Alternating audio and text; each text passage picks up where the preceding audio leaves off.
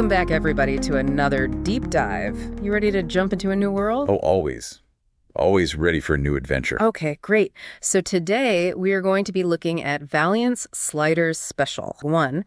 And this is a world. This one's wild. It is a little bit out there. And actually, before we even get started, I'm curious, what's your gut reaction when you hear about this? Okay. So basically, in this world, the Sliders land in a place where drug use is not just legal, it's mandatory. It's practically a civic duty. Interesting. I mean, it's like on the surface you think, oh, no drugs, no problems, just bliss, right? But I have a feeling there's going to be some serious downsides to this whole forced euphoria thing. You know, like where's the line between happiness and control? That's exactly what this comic explores. And right from the start, they use these really vivid images to set the stage. Okay. So the Sliders crash land, as they always do, on an airport runway. Yeah. And this runway is absolutely dominated by billboards advertising cocaine. Wow. So they're not even subtle about it. No, not at all. It's in your face. And it's not just cocaine. They go to Golden Gate Park. And instead of, beautiful nature and fresh air, the air is thick with marijuana. Oh, wow. And they're just handing out drug-laced snacks like it's candy. Okay, so it's like this weird mix of like a party atmosphere and something much darker. Yeah. And I think that's one of the things that the comic does really well. It creates this unsettling contrast between this bright, almost cartoonish advertising for drugs, right, and the very real consequences that we see playing out, with addiction and social unrest. And yeah, it makes you wonder if anyone is really happy in this world or if it's just a facade. Right. Exactly. And the Sliders, they realize pretty quickly how deep this society's dependence on drugs runs. Like, there's this scene where Wade eats some cotton candy, and it turns out it's laced with narcotics. So it's like everywhere you turn, there's no escape from. Yeah, and it's all presented in this very, a dark, twisted fairy tale kind of way. Yeah. And then as they're exploring, they encounter the Narcotic Bureau. Okay. And this is a militarized force that is actually enforcing the drug consumption laws. Wow. So it's like the opposite of what we have in our world. Instead of trying to stop drug use, they're making sure everyone is using them. Right. That's terrifying. Yeah, it is. Imagine a world where the FDA is pushing drugs on the population. It's like Big Brother gone totally off the rails. Right. So who's in charge of this whole operation? So the head of the Narcotic Bureau is this guy, Colonel Patson. And he is ruthless. He just embodies this blind obedience to the system. I bet he truly believes he's doing the right thing, too, which is even scarier. Yeah, you get the sense that he's so entrenched in the ideology that he doesn't even question the morality of what he's doing. Right. He's like the perfect example of what happens when you let power and ideology go unchecked. Absolutely. Yeah. But it's not like everyone is just rolling over and accepting this. There is a resistance movement. Oh, good. Called the grunge movement. The grunge movement.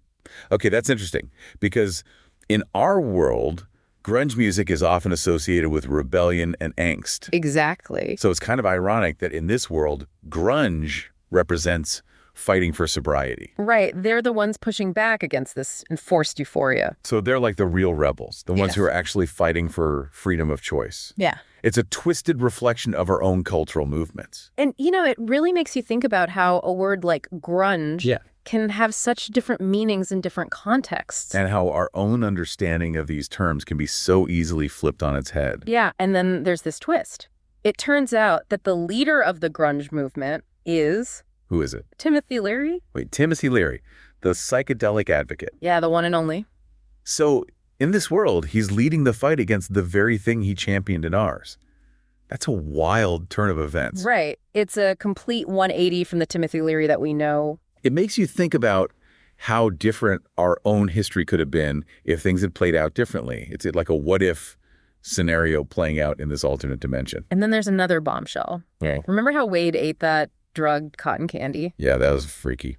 Well, it turns out in this world, Wade is a high-ranking official in the FDA. What? And she's complicit in the forced drugging of the population. No way. So, she's totally bought into this whole thing? Yeah, it's like she's a completely different person. That's heavy. It makes you think about how easily someone can be corrupted by power and ideology.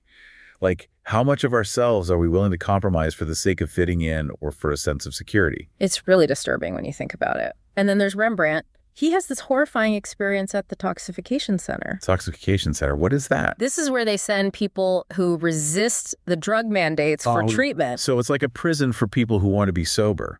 Yeah, and the scene where they strap Rembrandt to a machine and inject him against his will, Ugh. it is brutal. It's straight out of a dystopian nightmare. It makes you wonder how far a society is willing to go to enforce conformity. And it really drives home this question of, what is the true cost of a manufactured happiness? Right. Like, is a world without pain and suffering even possible? Yeah. And at what point does the pursuit of happiness become a form of tyranny? It's something that's definitely worth thinking about, especially in our own world, where we're constantly bombarded with messages about instant gratification and easy solutions to complex problems. Absolutely.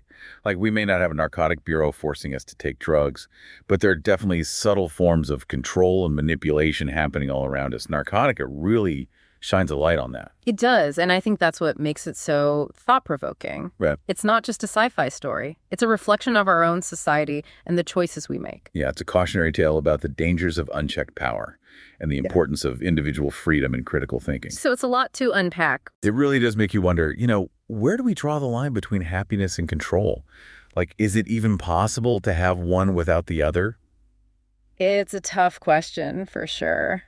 But let's get back to this story. So we left off with this looming threat, the water bill. Right, the water bill. Oh, yeah, that's right.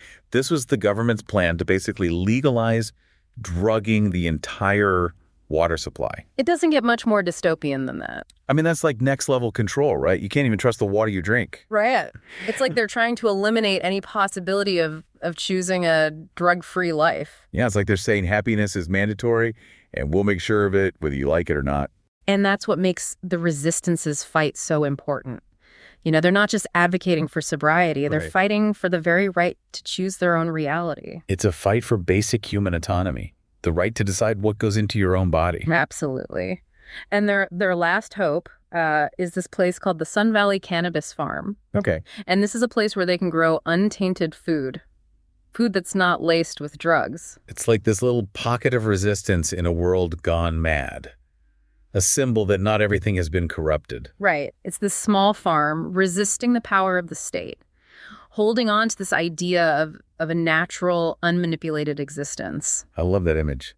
It's like a little seed of hope in a concrete jungle. And it's at this farm that we see Colonel Patson, the ruthless enforcer of the Narcotic Bureau, have this moment of clarity. Really? He takes a bite of a real carrot. A real carrot, like one that hasn't been genetically modified or laced with something. Yeah, it's his first taste of unprocessed food in years. And what happens? Does it change him? It seems to awaken something in him.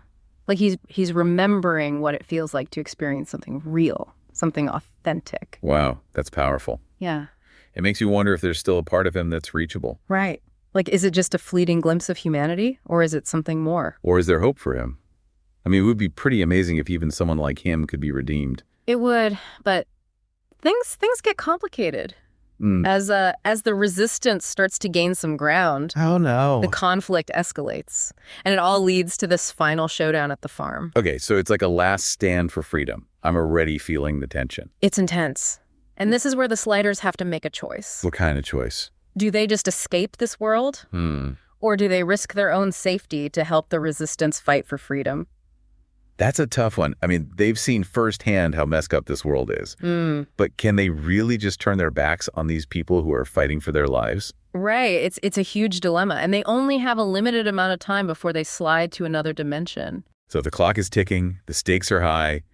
It sounds like things are about to get real. They are. But in the midst of all this chaos, Arturo, who's become this symbol of hope for the resistance, he manages to deliver a message on television. On TV. Wow, so he's going public with this. That's brave. It is. And he exposes the truth about the water bill. Okay, so he's blowing the whistle on the whole operation. That's risky. Extremely risky. But he knows that it's the only way to wake people up, to show them what's really going on. It's like that saying, the truth will set you free. But sometimes the truth can be dangerous. Yeah, especially when you're up against a powerful force that wants to keep people in the dark. Right, exactly. So what happens? Does his message get through? Well, while Arturo is doing that, Yeah. Quinn and Rembrandt are still searching for Wade, and they stumble upon a news van. A news van. Oh, that could be useful. It's a potential lifeline for them. How so? They think they can use the news van to amplify Arturo's message. Ah, I see. So they're going to take the fight to the airwaves. That's smart. To try to reach a wider audience. Make sure everyone hears the truth. Okay, yeah, that makes sense. But they run into a problem. The reporter who's with the van is more concerned with journalistic protocol than the imminent threat facing this world. Seriously. Like, dude, there's a government trying to drug everyone, and you're worried about protocol. It's almost comical. It's ridiculous. Some people just can't see the forest for the trees, can they? But it also kind of highlights the disconnect between those in power and the everyday people who are caught in the crossfire. It's like they're living in a bubble, oblivious to the real suffering happening around them. Exactly. And time is running out. Quinn and Rembrandt, they commandeer the news van. I knew it. And try to broadcast Arturo's message themselves. Okay, so they're going rogue. I like it. And he delivers this powerful speech exposing the water bill. Good for him. And the government's manipulation. That's a gutsy move. He's putting it all on the line. He is, and it's a huge risk. Yeah. But he's determined to wake people up to the reality of their situation. He's like a modern-day revolutionary, using the media to fight back against tyranny. And his words, they actually start to have an impact. Some of the government enforcers start to question their orders. So there are cracks in the system. Maybe there's hope, after all. But then Wade shows up. Wade? Oh no, that can't be good. But in the midst of this chaos, something unexpected happened. What happened? Colonel Patson. Colonel Patson, the guy who's been the embodiment of this whole drug-fueled regime. He orders his troops to stand down. He does. What? Why? It's a turning point that reveals, the complexity of human nature. I guess even the most hardcore enforcers can have a change of heart. Maybe Arturo's message resonated with him. Maybe it was the carrot. Who knows? Right, the carrot. Maybe that simple act of tasting something real woke him up. It's amazing how the smallest things can sometimes have the biggest impact. But the slider's time is running out before they slide to another dimension. So what do? Do they make it out? They activate the sliding device, creating a portal to another dimension. Okay, so they have a way out. It's got to be bittersweet, right? They've planted these seeds of rebellion, exposed the truth about the water bill, but ultimately they had to leave the fate of this world in the hands of its people. It's a reminder that real change has to come from within. It can't be imposed from the outside. And it makes you think about the parallels to our own world, right? I mean, we might not have a narcotic bureau forcing drugs on us. Right. But there are definitely these subtle forms of control and manipulation happening all the time. Oh, absolutely. Think about the way information is filtered and presented to us. The constant barrage of advertising. The pressure to conform to certain lifestyles and beliefs. It's not as overt as a government-mandated drug program. Right. But it can be just as insidious in shaping our thoughts and behaviors. It's like we're being nudged in certain directions without even realizing it. Exactly. And Narcotica really serves as this warning about the importance of being aware of these influences and of thinking critically about the information we're consuming. We can't just passively accept everything we're told. We have to question things, do our own research. Right. And be willing to challenge the status quo. Exactly. Because if we're not careful, we can end up living in a world where we're not really free at all, even if we think we are. It's a slippery slope. Yeah. And I think Narcotica does a great job of illustrating that. So as we wrap up this deep dive into Narcotica, what's the final takeaway you want to leave our listeners with? I think the most important thing is to remember that we always have a choice.